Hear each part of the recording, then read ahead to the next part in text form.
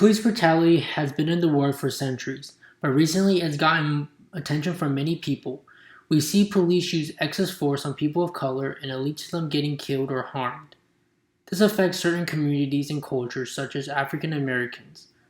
Some questions people might wonder are if police officers are trained to protect citizens, then why do they racially profile someone? What does reforming and defunding the police mean? And what punishments do police receive from going off their misconduct?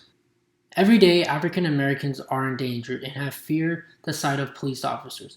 Police violence happens almost every day when they include excess force and violence towards victims. From Stanford University, Samuel Sinyangwe, a racial justice activist, constructed statistics on maps, graphs, and charts regarding police violence. In the specific graph, Sinyangwe gathered information from 2013 to 2020 of black and white disparity.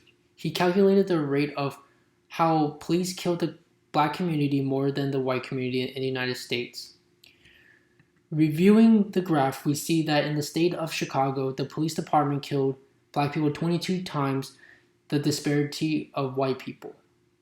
This chart also provides the statistics of killing 100,000 population with 7.42 for African Americans and 0.336 for Caucasians. Over the years, people have protested for equal rights as they see police brutality on the news every day. Police have killed many innocent people unlawfully, and this frustrates the media as many people try to give justice and spread awareness about this issue. Most victims aren't getting the justice they deserve, and it angers the media. Police have used force and violence towards minorities, and with the help of the social media, they are able to share their experiences on police brutality. In one article from Eye of the Tiger by Nicole Ondigo states, technology's contribution to Black Lives Matter movement has dramatically changed the way these movements develop. By providing information for everyone to view, African Americans are able to receive the justice they deserve from police targeting. The U.S. National Library of Medicine includes an article written by Shirley Along, who goes over the information of how police brutality has caused mental and physical abuse. They found out that police brutality has caused fatal injuries to increase stress by tension in the body, increased heart rate, and chronic exhaustion. A study was done to show that young black men were killed 9 times more than any American by the police officers. This study shows that African Americans aren't receiving the same treatment as other Americans, which leads to stress when encountering the police. African Americans who have experienced and witnessed police brutality are struggling with emotional and psychological effects on themselves and towards their community. The American Statistical Association is a professional association with statisticians and professionals.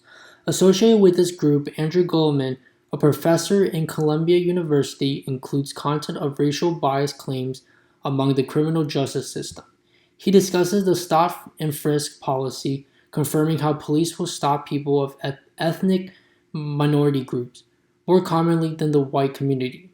This association has performed research with this policy to examine the rate of how often African Americans were regularly stopped. The New York police were evaluated with the data of 125,000 pedestrians, marking African Americans to be the most. The systematic racism in the criminal justice system targets this specific race, bolstering their rights and freedom. This policy does not examine minority proportionally and equally compared to the white community because of racially profiling. The book Just Mercy by Bryan Stevenson contains justice and redemption, specifically for African Americans. It discusses the racial acts and inequality treatments in the criminal justice system. Many of Stevenson's cases were for people of color who were facing death row due to unfair trials. He used real-life experiences to connect those to acknowledge and emphasize these injustices to provide hope and courage throughout the trials. In Walter McMillian's case, one of Stevenson's clients, McMillian was framed for a murder he didn't commit. The jury convicted Mr. McMillian unlawfully due to his skin color, plotting all crimes against him. He states, "It was far too easy to convict this wrongfully accused man of murder and send him to death row for something he didn't do, and much too hard to win his freedom after proving his innocence." He states this to show how it's easier to look at someone for their skin color and convict them rather than give them a fair trial. The issue of racism still continues in our modern world as minorities are still not given equal rights and African Americans are still continue to being abused.